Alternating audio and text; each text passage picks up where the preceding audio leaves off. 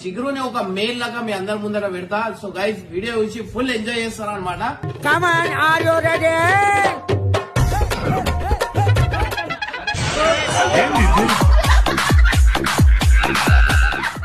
Makeup చూపి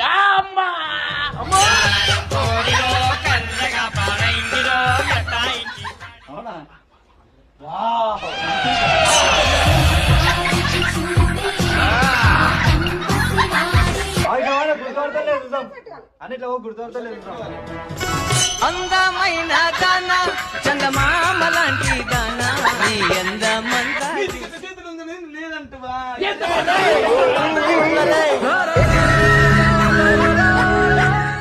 అరే వేసుకో, ఎప్పటికైనా రివీల్ కావాల్సిందే అడుగుతా.